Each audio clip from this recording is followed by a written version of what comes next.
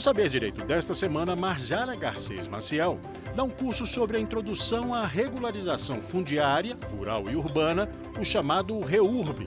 Durante as 5 aulas, a professora vai falar sobre a Lei 13.465, de 2017, as alterações legais e na prática, além de abordar também a uso capião. Já está no ar a aula 4.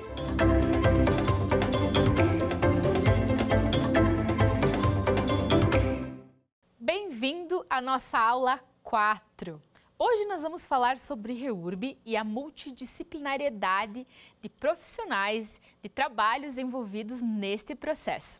Então eu vou te falar um pouquinho sobre esses trabalhos técnicos, os profissionais envolvidos e eu também vou disponibilizar para você um material para estudo.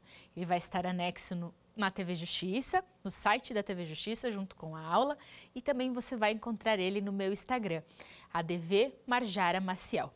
Mas antes, eu quero me apresentar. O meu nome é Marjara Garcês Maciel, eu sou advogada, especialista em Direito Imobiliário, Regularização de Imóveis e Direito Ambiental. São as minhas 2 áreas de atuação, minhas áreas de pós-graduação e mestrado.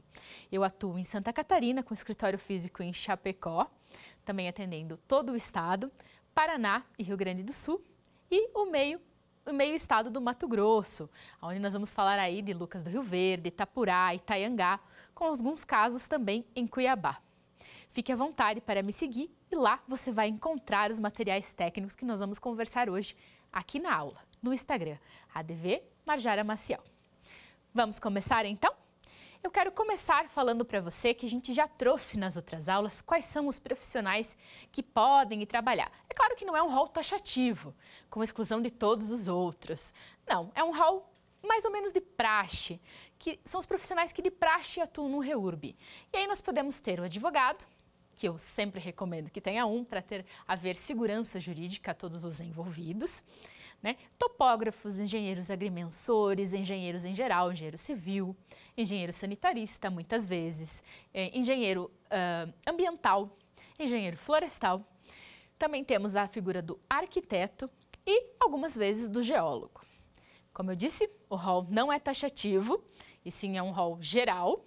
Podem haver outros profissionais envolvidos, vai depender do caso, da demanda, vai depender da situação em loco, do núcleo que você está regularizando e das pessoas que lá vivem. E também das exigências do município, que, como eu disse já nas outras aulas, o município é o grande juiz deste processo administrativo. Vamos conversar agora, então, um pouquinho sobre o trabalho técnico, né? Que é realizado nessa situação do REURB, nesse processo de REURB. Nós já falamos que o REURB busca uma gama grande de soluções de problemas, né? Tanto no âmbito jurídico quanto no âmbito urbano, ambiental, social, né? E para isso, na questão jurídica, nós vamos ter as figuras aí então dos advogados, que é de suma importância, sendo uma área inclusive meio nova do direito, que não tem tantos profissionais especializados atuando, trabalhando, e nós temos muitos imóveis irregulares no Brasil. Nós vimos lá na primeira aula que essa situação instituída é uma situação histórica, né? Que vem lá dos tempos do Império. Você pode voltar lá na aula 1 e dar uma olhada nisso, que nós conversamos sobre isso. Então, a situação jurídica é ampla. Nós temos área para todo mundo aí regularizar. E é muito importante que o advogado veja nisso um nicho de trabalho também, que hoje é escasso de profissionais, como eu falei, especializados que executam e acompanham esses processos, sendo de fundamental importância, tanto porque você vai precisar fazer um laudo jurídico dizendo, uma análise da situação jurídica, dizendo como está essa situação da área. Algumas áreas já foram objeto de uso capião, já estão em conflito judicial, há situação de multas ambientais, de embargos, de processos administrativos ambientais. Então, assim, essa situação jurídica, essa análise jurídica, é um advogado que vai conseguir elaborar com toda certeza e solidez para trazer isso ao conhecimento do município. Em seguida, nós entramos no aspecto urbano, né? Ligado à implantação da infraestrutura existente ou necessária na área, né? Água encanada, tratamento de esgoto, energia. E aqui nós vamos trazer, então, o arquiteto, o engenheiro civil, também que vai trabalhar nessa questão urbanística, né?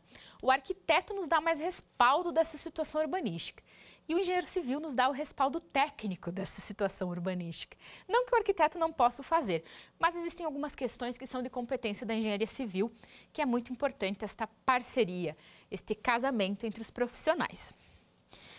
Vamos entrar também na questão ambiental, que deve ter no trabalho técnico, nós conversamos sobre isso nas outras aulas, né? Porque aí nós vamos entrar nas questões das áreas de preservação, nas APPs, né? Para garantir a conservação e o uso adequado do solo, a preservação dessa situação ambiental eventualmente existente, há áreas que não possuem essas situações ambientais. Mas algumas áreas possuem, principalmente cidades cortadas por muitos rios, né? Onde houve o crescimento dessa cidade de maneira desenfreada, onde as cidades foram tomando conta em beiras de riachos, né?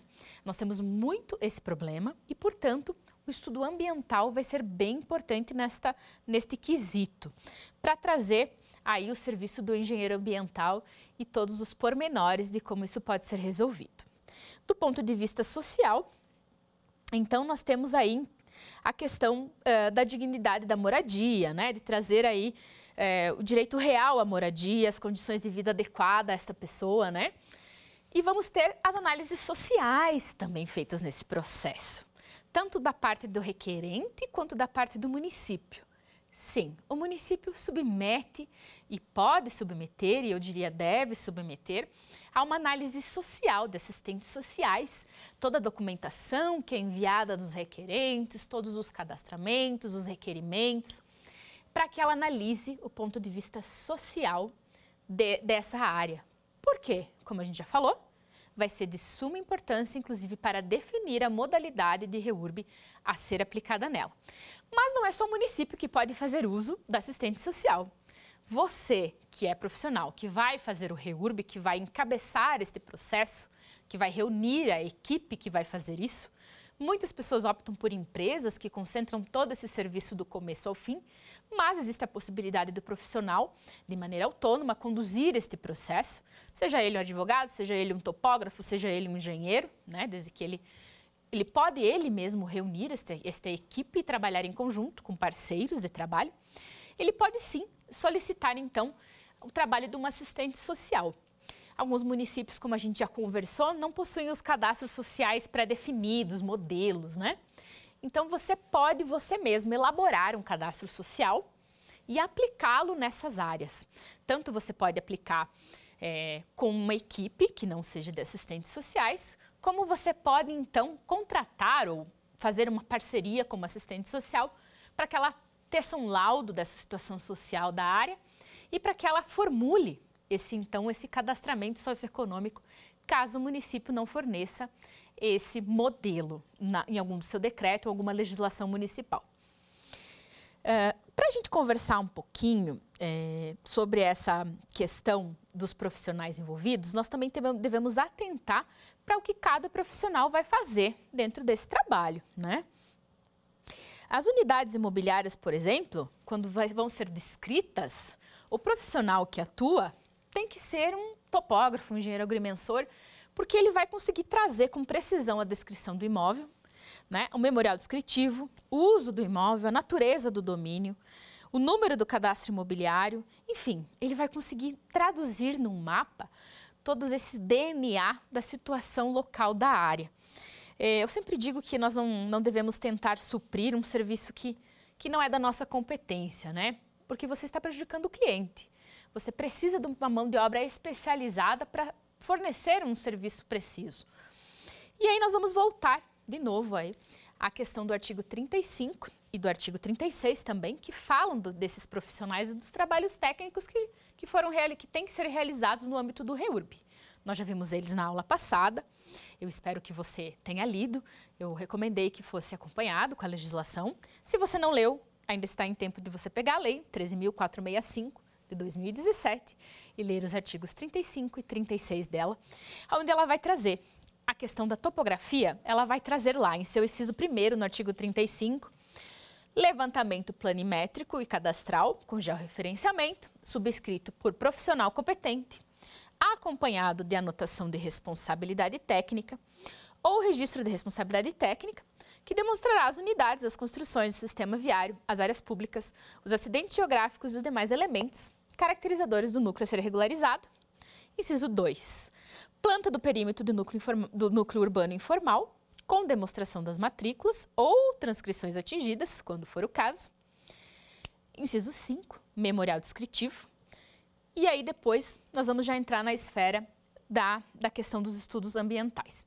Antes de nós entrarmos aqui, eu vou dar uma freada e eu quero conversar com você então sobre essas plantas e sobre o cadastramento socioeconômico. Vamos iniciar sobre esse cadastramento das famílias, que, como eu disse, pode ser tanto um formulário fornecido pelo município, já pronto, como pode ser um formulário que você vai elaborar com o auxílio de uma assistente social, com todas as questões que podem envolver, identificar a família, o núcleo familiar e a renda desse núcleo familiar.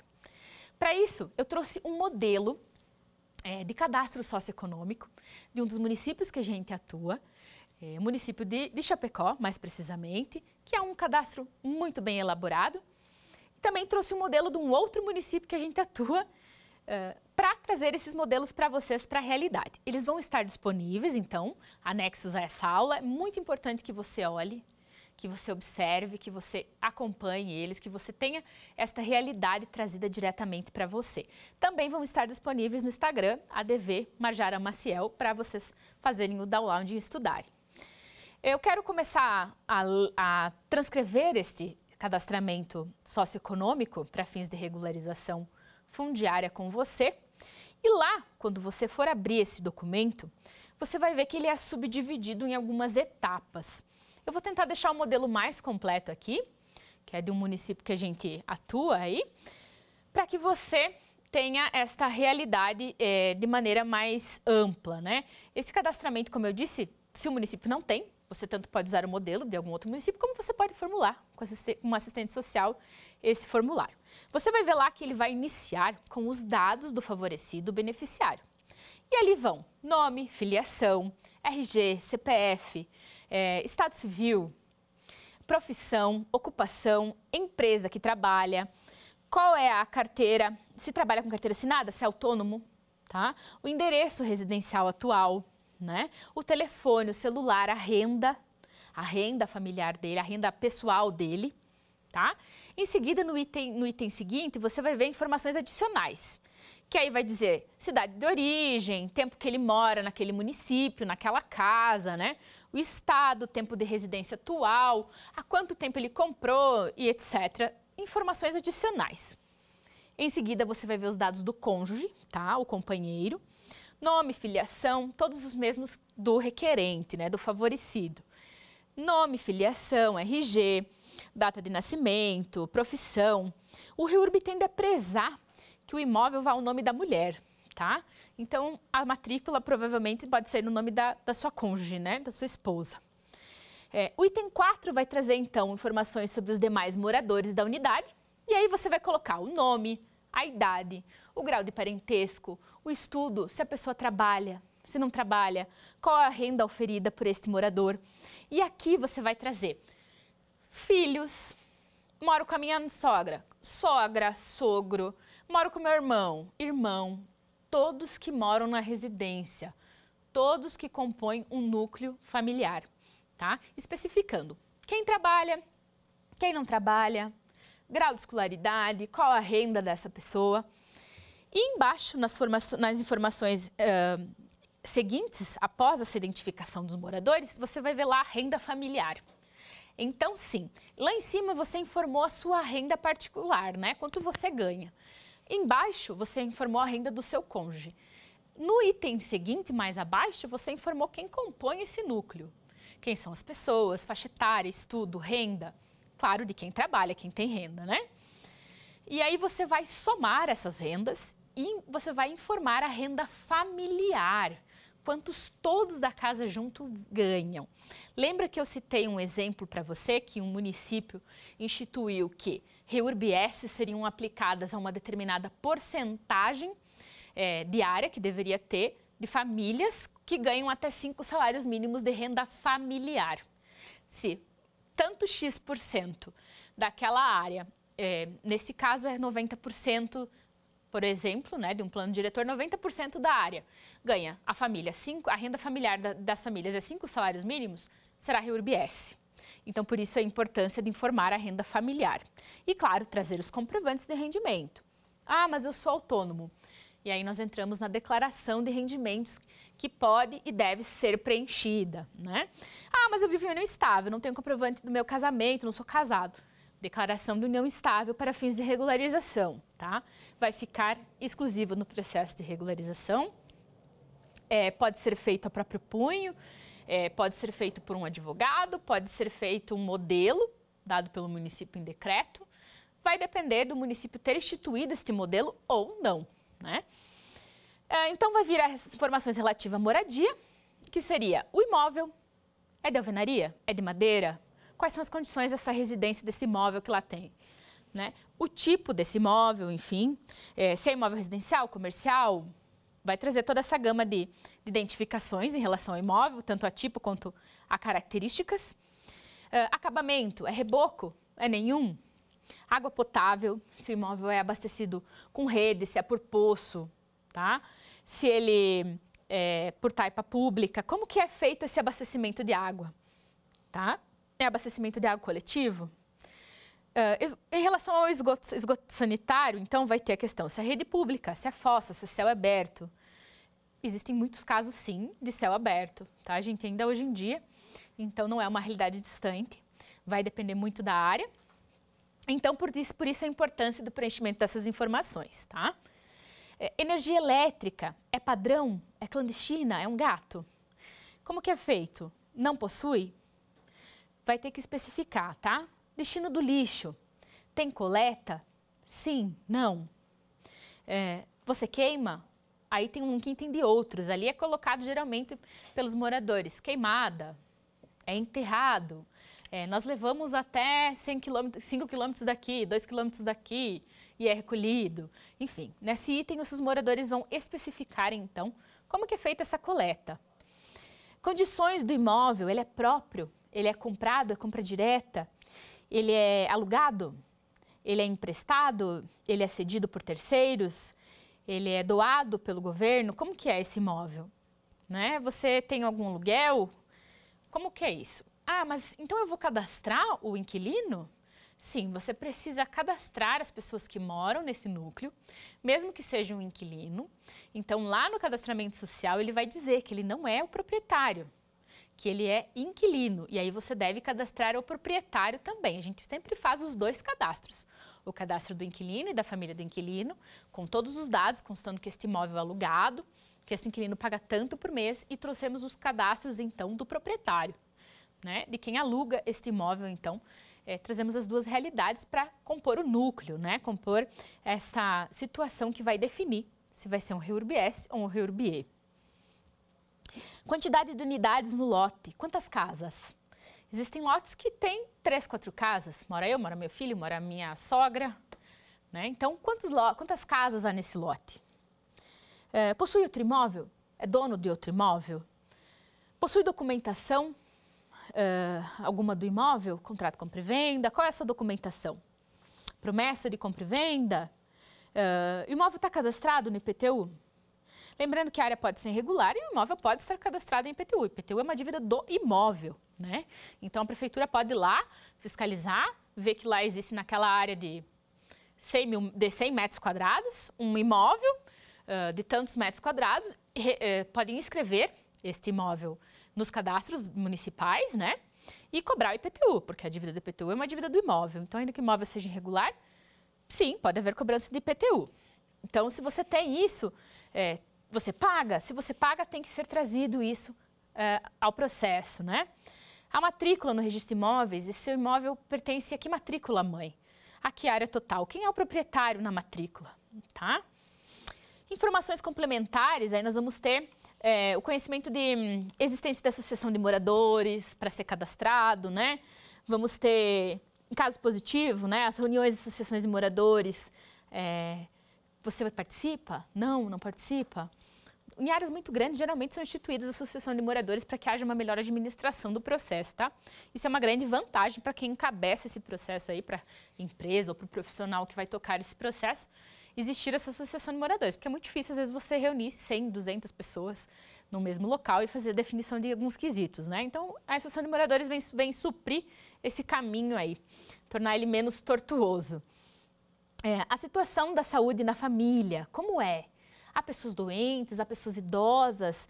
Vocês vão ver que há esse quesito também nesse cadastramento social. Houve morte nos últimos 2 anos?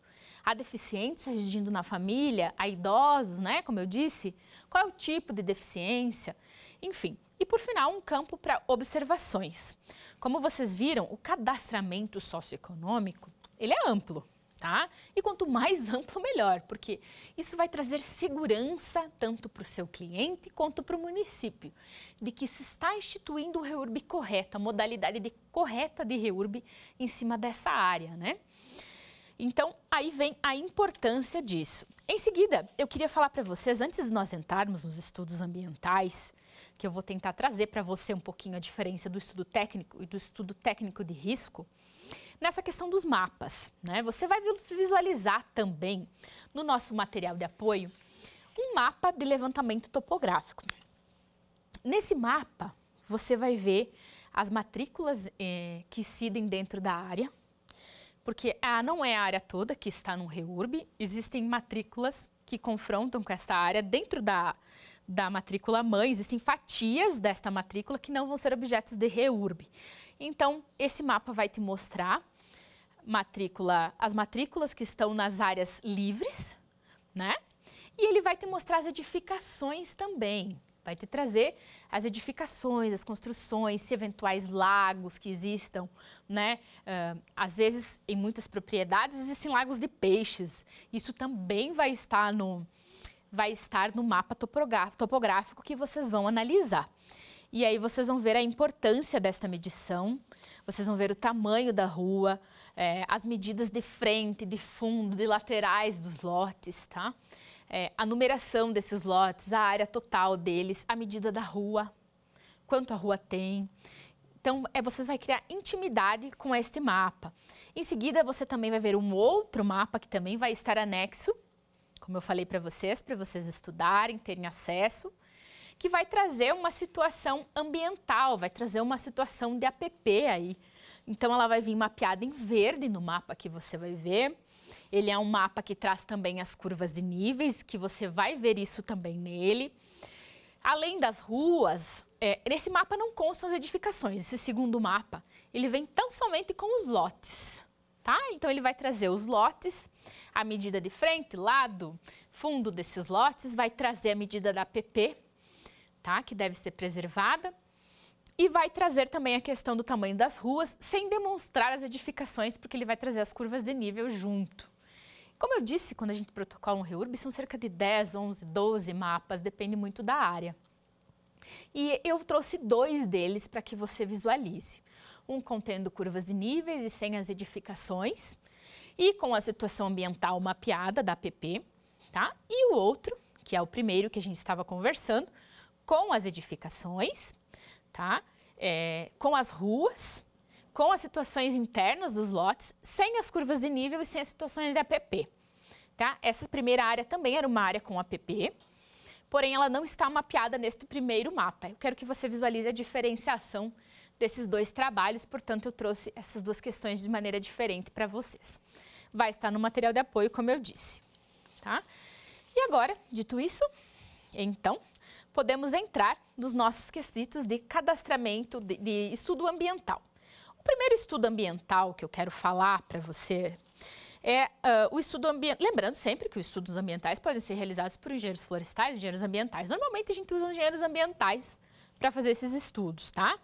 Ele vai identificar os moradores, vai identificar a situação.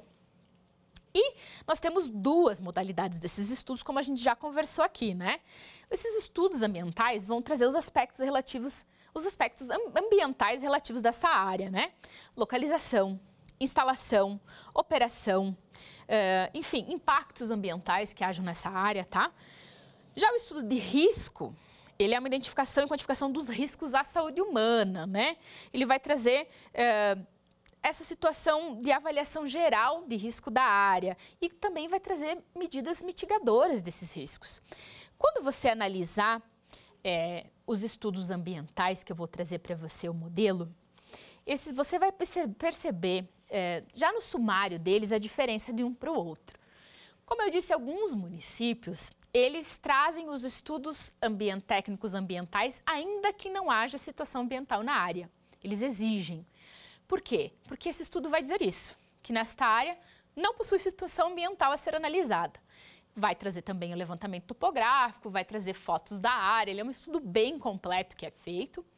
Eu vou tentar disponibilizá-lo na íntegra para vocês, desde que a gente consiga omitir os dados dos clientes aí, mas com certeza o sumário dele já vai estar disponível para você no anexo.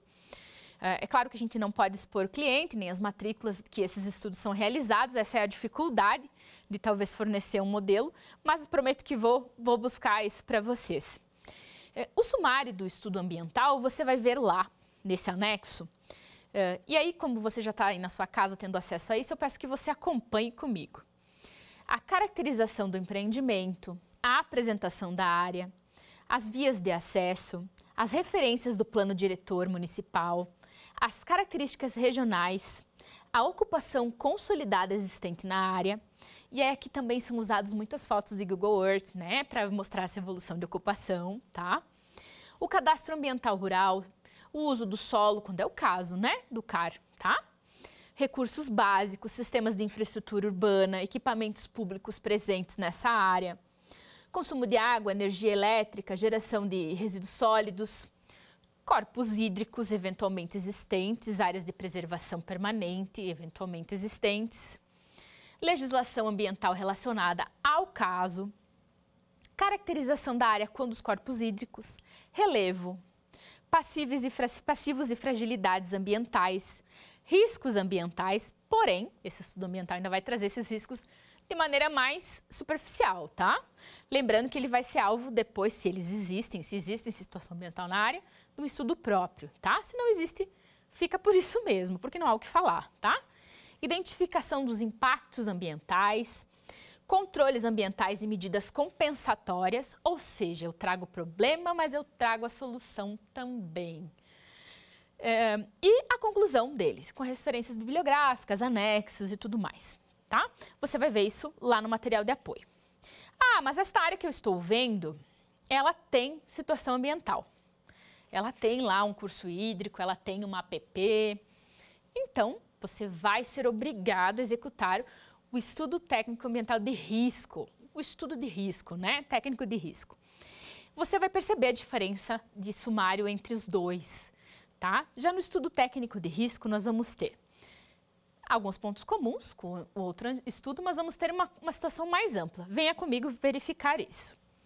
Caracterização do empreendimento, responsáveis técnicos pelo estudo, justificativa, apresentação da área, riscos geológicos e hidrológicos, definições, metodologia de avaliação. Então, já começamos a entrar numa esfera bem técnica, tá? Risco de escorregamento de taludes, caracterização do local, determinação do grau de risco, risco de enchentes e inundações, qual é esse risco, existe, não existe, resultados da avaliação de risco, determinação do grau de risco, lembrando que o profissional emite termo de responsabilidade técnica, né, RTT aí, para ter responsabilidade técnica sobre esse trabalho, tá? Então, ele precisa trazer resultados precisos, né? Resultados da avaliação de risco, determinação do grau de risco, detalhamento dos riscos encontrados, quais são, medidas de prevenção de acidentes, parecer técnico e as referências. E aí ele vai trazer uma gama de anexos, de figuras, tá? Localização geográfica, delimitação dos lotes, vai trazer a questão do plantio de mudas, caso seja necessário, muitas das áreas precisam ser recuperadas, então tem que haver o plantio de mudas, né? Tem que haver um processo de recuperação da PP aí, então esse estudo, quando é necessário, vai trazer tudo isso. Como você viu, o estudo técnico de risco, ao qual os profissionais emitem responsabilidade técnica, ele é de extrema importância e ele tem que ser feito de maneira detalhada, até porque existe uma RT, existe uma responsabilidade técnica gerada pelo profissional, tá? Que ele vai se responsabilizar, inclusive, pelas eventuais revisões desse estudo. Uma coisa foi questionada pelo município, ele vai ter que responder, então, essa demanda municipal, tá? Eu sempre aconselho a já negociar isso com o profissional junto. Alguns acostumam orçar apenas o estudo, sem prever as revisões. E tome cautela quando você vai fazer isso, quando você fechar isso com o seu parceiro. Já feche com todas as revisões necessárias do trabalho, para que depois o seu cliente não tenha nenhuma surpresa no sentido de ter que desembolsar mais algum valor aí em razão de uma revisão desses estudos ambientais que eventualmente venha a ser feito, tá? Também nos nossos materiais de apoio, você vai ver o memorial descritivo de um REURB. Se você nunca teve contato com esse trabalho, com esse documento, este é o momento de você estudar isso com mais afinco. Então, lá vai vir a descrição conforme a matrícula, né? E vai vir a descrição do perímetro do lote 1, do lote 2, do lote 3, de maneira individualizada, tá? Então, esse memorial descritivo é emitido pelos topógrafos, pelos engenheiros agrimensores, né? Resumindo aí, então, a questão dos mapas, né? Em seguida, a gente pode conversar um pouquinho, e eu quero conversar um pouquinho com você, sobre o arquiteto e o engenheiro civil, né? A gente viu que eles são de suma importância para a realização dos trabalhos técnicos, e, inclusive, para a parte dos serviços de regularização do projeto urbanístico, de regularização fundiária, né? E aqui eu vou querer ler com você novamente o artigo 36 da Lei 13.465 de 2017. Eu espero que você esteja com ela aberta. Meu conselho é que você acompanhe essa legislação junto conosco, para que você possa visualizar essas exigências. Vamos lá. O artigo 36, então, nós também temos o 35, né? Já conversamos sobre ele. Vamos citar ele um pouquinho mais para frente, mas eu quero trazer para vocês o 36 nesse momento. O projeto urbanístico de regularização fundiária deverá conter, no mínimo, indicação. No mínimo, tá? Inciso 1. Das áreas ocupadas, do sistema viário e das unidades imobiliárias existentes ou projetadas. Inciso 2. Das unidades imobiliárias a serem regularizadas e suas características, área de confrontações, localização, nome do logradouro e número de sua designação cadastral, se houver. Inciso 3. Quando for o caso, das quadras e suas subdivisões em lotes ou as frações ideais vinculadas à unidade regularizada. Inciso 4. Dos logradouros, espaços livres, áreas destinadas a edifícios públicos e outros equipamentos urbanos, quando houver. Inciso 5. De eventuais áreas já usucapidas.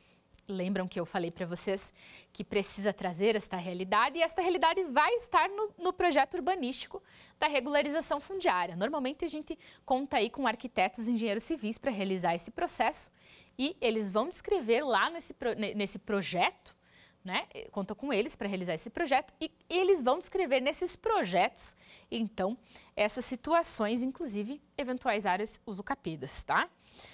Inciso 6. Das medidas de adequação para a correção das desconformidades, quando necessário.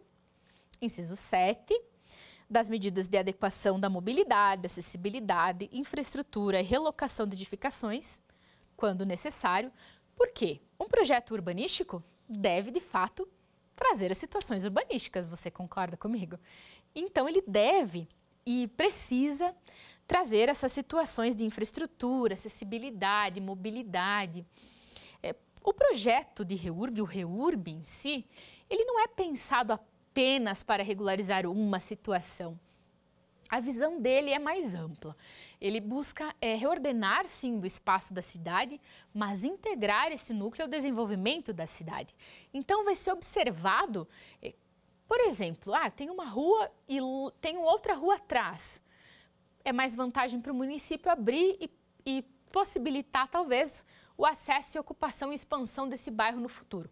Os projetos urbanísticos de REURB, o que eu quero dizer com isso, com este exemplo, ele visa trazer, visa pensar na cidade para o futuro. Então, ele não visa só regularizar a situação ali posta a julgamento, né, digamos assim, mas ele visa pensar aquele núcleo para o futuro, a expansão da cidade no futuro naquela região. Tá? Inciso 8º, das obras de infraestrutura essencial, quando necessárias. E aqui nós vamos também contar muito com o trabalho do engenheiro civil, que ele vai trazer esse cronograma. Eu já vou conversar com vocês sobre essa questão de cronograma de obras e toda essa questão de algumas situações ali técnicas que são próprias da engenharia civil. Nós já chegamos a ter áreas também onde as fiações de energia elétrica passam em cima das residências, né? Nos estados que a gente atua e nos municípios, as fiações de luz não podem passar em cima das casas, né? Elas têm que estar de uma maneira segura dispostas. Então já teve casos que nós tivemos que contratar um engenheiro elétrico para desenvolver um projeto de relocação dessa fiação aí, desses postes, né? Um reordenamento dessa iluminação elétrica aí para trazer segurança ao núcleo e às pessoas que ali vivem, né? Geralmente a gente pega áreas que algumas delas é uma verdadeira bagunça, né? Com perdão da palavra, em onde as pessoas acabam puxando fio de qualquer maneira, de qualquer jeito, alguns gatos, né? E aí o engenheiro elétrico também às vezes é necessário nesse processo para fazer esse planejamento aí dessa situação dos postes, dos posteamentos dessa área em REURB. E, finalmente, inciso 9º, das obras dos outros requisitos que sejam definidos pelo município. Como eu disse, abriu de novo o leque ao município, né? Olha, município, estou te dando autonomia para dizer o que mais você precisa, o que mais você quer deste projeto urbanístico.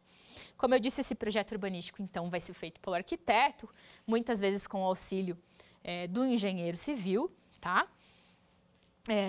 Nós trouxemos também no material de apoio, você vai verificar isso, um orçamento geral e um cronograma físico financeiro da área em REURB, de uma área em REURB, de um cliente nosso. Evidentemente, omitimos o nome do cliente, né, por questão de privacidade, mas está lá este modelo de orçamento para você visualizar isso. Eu peço que você pegue isso para poder acompanhar o que nós vamos conversar agora, tá? O primeiro item que você vai ver lá é a questão de topografia. Então, ele vai trazer valores, vai trazer porcentagem do quanto está executado, quanto será aplicado, né? Vai trazer questão de terraplanagem. Sim, muitas ruas é necessário terraplanar, muitas situações. A gente fala nivelar a rua, melhorar essa rua, melhorar essa estrutura. Então, pode ser incluso alguns serviços de terraplanagem, tá? Então, ali você também vai ver porcentagem e tudo mais. Drenagem, rede de água, rede elétrica, e aí nós vamos entrar nessa questão do engenheiro elétrico, que eu conversei com vocês agora há pouco, e pavimentação, tá? Normalmente, os municípios não exigem asfalto nos REURBs, tá? Não vai exigir que os moradores asfaltem, até porque o custo de se fazer um asfalto hoje é extremamente elevado.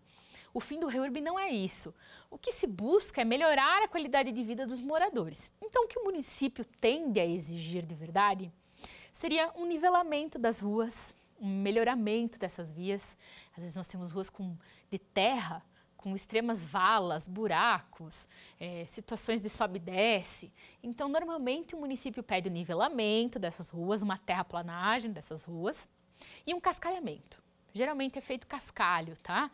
Vamos jogar pedra, vamos melhorar, né? Alguns pontos, às vezes, precisa de algum projeto de drenagem, e aí o engenheiro civil também é que vai fazer essa análise. Ele desce em loco, ele olha a área, ele vai em dia de chuva, e ele vai em dia de não chuva, porque ele precisa visualizar essa situação do escoamento de via. É claro que em áreas que nós temos barrancos, né? No sul a gente tem muito isso, no sul do Brasil, não tem tanto essa dificuldade da questão da drenagem, né? Porque as áreas são baixas, são altas, né? E se elas ficam penduradas em morros, a gente costuma dizer. Essa é a realidade do sul, mas não é a realidade do Brasil todo, né? Então, realmente, a gente vai ter, talvez, algumas áreas que são áreas planas, que vai ser necessário algum sistema de escoamento de via. E, para isso, o engenheiro civil precisa descer, então, na área, acompanhar o desempenho dessa área, seja em dias de chuva, seja em dias de sol, para poder especificar o que vai ter que ser feito em relação à drenagem dessa via. Nesse orçamento que é apresentado, tudo isso está previsto. Terraplanagem, topografia, escoamento de via, rede elétrica, rede de água, está tudo previsto nesse cronograma e você vai ver isso no nosso anexo. Em seguida, o que pode acontecer? Eu achei por bem trazer para vocês um exemplo prático de uma situação que teve que ser contestada perante um dos municípios que a gente atua, que eu atuo, coordenando um processo de REURB. Nesse município, nós tivemos uma resistência do município em relação às vias. O que acontece? A gente observa muito que os profissionais, e não tem obrigação nenhuma de saber, porque o corpo técnico ele tem que saber do trabalho dele. Então, os profissionais, os engenheiros civis que analisam os projetos, os arquitetos, enfim, o pessoal que dá comissão do REURB, você pode até pensar que ele seria obrigado a saber. Mas na prática eles não sabem, eles sabem do trabalho deles, a grande maioria, não estou falando de todos, né? Muitos respeitam e conhecem toda a lei do REURB, mas dificilmente você vai conversar com um arquiteto ou com um engenheiro ou com qualquer outro profissional que não seja um advogado, que vai conhecer a lei do REURB de trás para frente, de frente para trás e que vai saber o que essa lei quer dizer. Né? Eu digo que esses profissionais, eles têm a obrigação de saber o serviço técnico deles. Agora, entender a legislação é um processo que o próprio município deve fornecer ao funcionário, né? Deve ensiná-lo como interpretar essa lei. Por isso que a gente também sempre há o nicho de ministrar cursos a esses municípios, a empresas, explicando um pouco sobre essa legislação. E a lei do REURB preza muito pela situação consolidada em loco. Portanto, se eu tenho ruas que têm casas dos dois lados e eu tenho uma via de 3 metros, eu não posso cumprir uma exigência de alargamento dessa via. Como que eu vou derrubar as casas que estão lá muito antes de 22 de dezembro de 2016? De pessoas que moram lá há 15, 20 anos. Como que eu vou derrubar essas casas, invadir os terrenos e alargar a via? Não existe isso, existe um direito adquirido e às vezes há dificuldade desta visualização.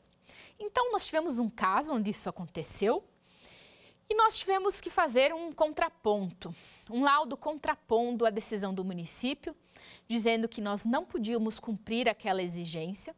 Então, nós trouxemos os projetos feitos pelo engenheiro civil em relação às vias e nós trouxemos fotos de rua por rua. Então, você vai ver lá no nosso anexo que ele tem que o nosso laudo que a gente fez, a petição que a gente fez para o município, vai constar um trecho do mapa que foi feito pelo engenheiro civil e também vai constar uma foto da rua, porque a gente precisou comprovar. Comprovar o quê?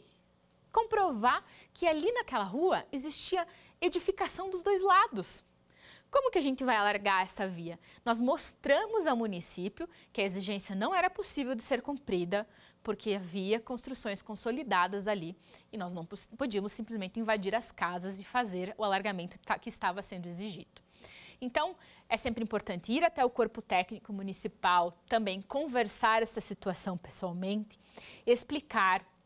Nós fundamentamos ela dizendo os requisitos da lei do REURB, que permite a regularização da via, né, que permite que não haja esse alargamento caso haja essa situação consolidada, que preserva a situação consolidada em loco. E aí nós contrapomos isso através de um serviço aí, de um laudo contrapondo o município e a decisão municipal. É comum isso acontecer. Tá, pessoal? Como eu disse, o REURB não tem uma receita de bolo. Não tem como a gente prever tudo o que vai ocorrer, tudo que o município vai decidir ou vai deixar de decidir. Nós tivemos essa situação das ruas, que comprovamos que não era possível. Tivemos a situação que eu citei numa outra aula, na aula passada, que eu falei um pouquinho para vocês sobre uma questão de uma nascente, também falei dela um pouco para vocês hoje, acredito, que nós falamos sobre a nascente, que nós fizemos o processo de descaracterização dessa nascente para que nós extinguíssemos o raio de 50 metros de preservação. Então, sempre vão surgindo aí situações que você tem que ir regularizando. Outra questão muito frequente, que acontece sim com uma determinada frequência, é às vezes esse núcleo está encravado numa área que não possui um acesso oficializado. Por quê? Muitas vezes essas áreas são abertas do nada, né, para venda, esses lotes são comercializados e não existe uma rua oficial, um acesso oficial que leve até esses núcleos.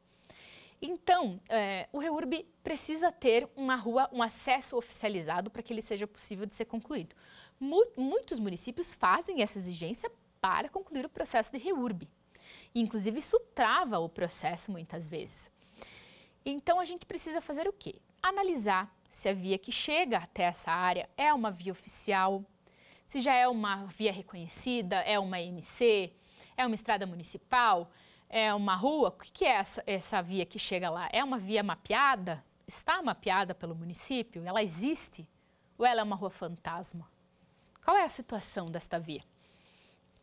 E nós precisamos saber se esse acesso é oficial ou não. Se ele não for oficial, é preciso oficializar, tá?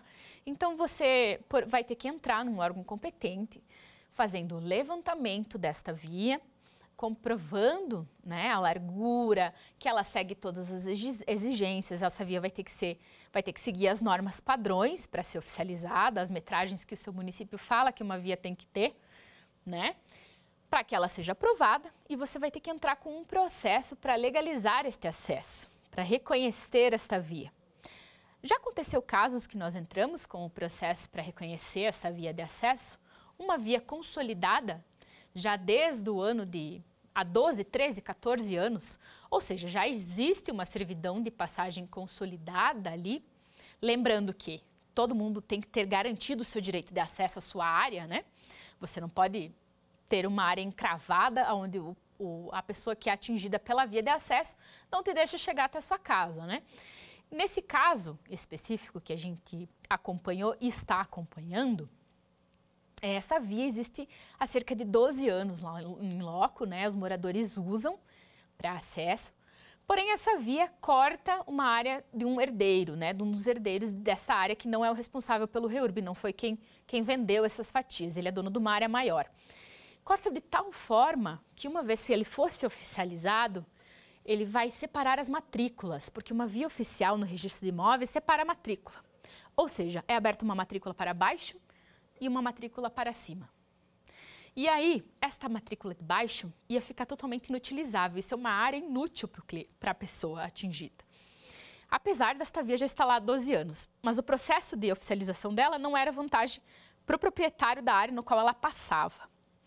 Então, ele impugnou isso no REURB, né, fazendo uso do seu direito, dizendo que ele pagaria apenas imposto dessa área, porque esta área, além de ter uma APP, ficaria extremamente pequena e seria totalmente inútil, né? E foi feito um ajuste, foi feita uma conversa com esse proprietário, juntamente com os advogados dele, e foi feito um ajuste de que se mudar este traçado. Como esse traçado já existe lá há 12 anos, o município exigiu que fosse legalizado este acesso, como ele estava lá há 12 anos, para depois pedirmos a mudança de traçado. Então, vão ser dois processos que vão correr junto, né? O órgão que julga este processo é o Concidade, na cidade lá que nós atuamos, que é um órgão municipal, né, que vai julgar essas questões. Mas aí no seu município, na sua cidade, provavelmente você vai ter outro órgão responsável por isso, evidentemente.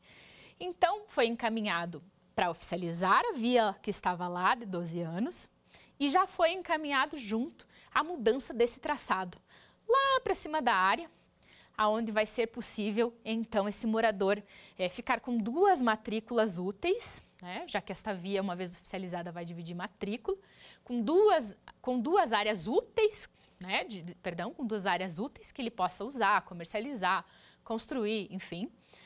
Meio que dividiu a área no meio dele, ficou excelente, né, do ponto de vista do que estava antes e continuou garantindo o acesso dos moradores até as suas casas, as suas residências. Então, são coisas que podem acontecer no decorrer de um processo de REURB e vão sendo ajustadas. É importante sempre buscar a conciliação desses conflitos, porque levar para um judiciário, vamos discutir, porque aqui é um acesso consolidado, né? Vamos ficar quantos anos discutindo isso, né? Travando o processo de REURB, por uma coisa que pode ser sentada, conversada e ajustada. Desde que os moradores tenham acesso às suas casas, não há problema nenhum em ponderar o direito alheio. Não é verdade? A gente cede um pouco, a pessoa cede outro pouco e fica bom para todo mundo, para que o processo, então, possa seguir o seu rumo, o seu trâmite administrativo. O objetivo do REURB é trazer, sim, dignidade aos moradores e tudo mais, mas também preservar o direito de terceiros, aí não é prejudicar as pessoas, né? E sim casar os interesses para uma melhor solução do conflito, tirando isso de uma eventual ação judicial que demoraria anos e travaria toda a questão, muito provavelmente. E agora, vamos para o nosso quiz.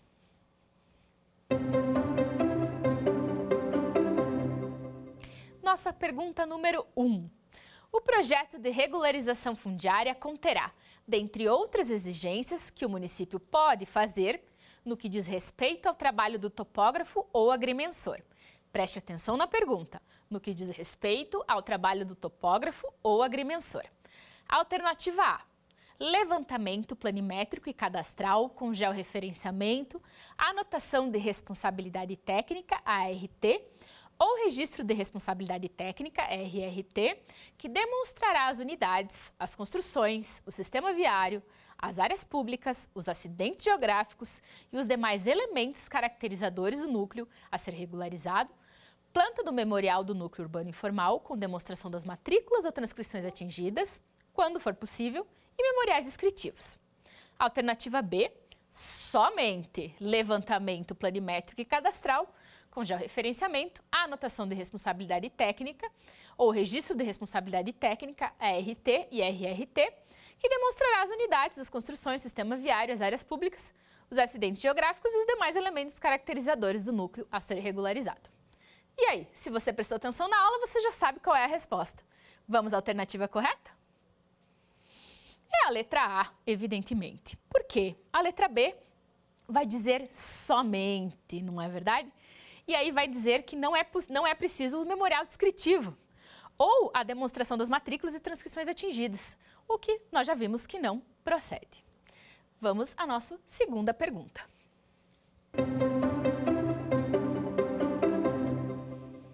O cadastramento social das famílias será feito mediante respostas e levantamento de dados uma a uma, sendo que a ficha de cadastro do estudo social pode: letra A, ser elaborada e fornecida pelo município ou pelo particular responsável pela execução do trabalho do REURB na área. Letra B, obrigatoriamente deverá ser elaborada e fornecida pelo município. Letra C, possui um modelo padrão trazido nos anexos da lei do REURB. Lei 13.465 de 2017, como vimos. Alternativa D, será elaborada e fornecida pelo particular responsável pela execução do trabalho no REURB na área. E aí, qual é a alternativa correta? Vamos a ela? Letra A. Por que as outras alternativas estão erradas, pessoal? A B fala obrigatoriamente deve ser fornecida pelo município. Nós já vimos que tem alguns municípios que não possuem esse cadastramento social previsto em decretos, né? Não existem modelos. Letra C, possui um modelo padrão trazido pela lei. Não possui. Esse modelo é feito pelos municípios ou pelos particulares que vão realizar e vão orquestrar esse REURB nas áreas, né?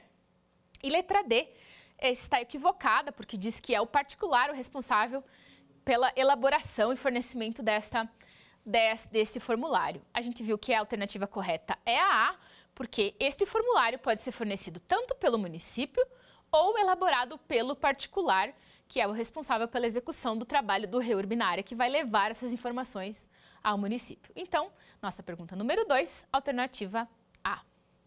Vamos à nossa pergunta número 3. O projeto urbanístico de regularização fundiária deverá conter, no mínimo, entre outros requisitos trazidos pela lei, indicação. Nós vimos bastante sobre isso, hein? Aula passada e essa aula. Eu espero que você acerte essa questão. Letra A, de somente eventuais áreas já usucapidas. Letra B, das unidades imobiliárias a serem regularizadas e de eventuais áreas já usucapidas. Letra C, das áreas ocupadas do sistema viário e das unidades imobiliárias existentes ou projetadas somente. D, das áreas ocupadas do sistema viário, das unidades imobiliárias existentes ou projetadas, das unidades imobiliárias a serem regularizadas e de eventuais áreas já usucapidas. Vamos à alternativa correta? A alternativa correta é a letra D. Por quê? É a que se mostra mais ampla dentro do que a gente já conversou. A letra A fala em somente eventuais áreas já usucapidas, está incorreta. A letra B fala unidades imobiliárias a serem regularizadas e de eventuais áreas já usucapidas. Não é somente isso, não é somente esses requisitos do projeto urbanístico, né? Das áreas ocupadas do sistema viário das unidades imobiliárias existentes ou projetadas, somente. Também o somente já mostrou que está errada a questão. E a letra D, então, traz todos alguns dos requisitos, né, trazido pela lei, que deve conter neste projeto urbanístico. Áreas ocupadas do sistema viário, unidades imobiliárias existentes ou projetadas, das unidades imobiliárias a serem regularizadas e de eventuais áreas já usucapidas. Esse foi o nosso quiz e eu quero resumir aqui com você um pouquinho do que foi a nossa aula de hoje. Como você sabe, nós trabalhamos o REURB e a multidisciplinariedade dele, encerrando um ciclo de 4 aulas referentes à lei do REURB. Na nossa próxima aula, nós vamos trabalhar o uso capião, um instituto diferente do REURB. Eu espero que você revise todas as aulas que nós vimos até aqui, as 4 aulas sobre REURB, que você olhe o material de apoio que foi trazido, as questões que vão estar disponíveis para você anexo na aula e também no Instagram, ADV Marjara Maciel, que você baixe esse material, que você tenha acesso a esses mapas, a esses contrapontos de questões de rua, a esse cronograma físico-financeiro das obras, as questões dos estudos ambientais aí e dos memoriais descritivos que a gente trouxe para vocês. A minha intenção é trazer para você, então, essa gama de trabalho envolvendo o REURB e um pouquinho de contato com a realidade dele, além do aspecto legal que a gente viu. Na próxima aula, então, vamos trabalhar o uso capião e eu espero você na nossa aula 5. Quer dar alguma sugestão de tema para os cursos do Saber Direito?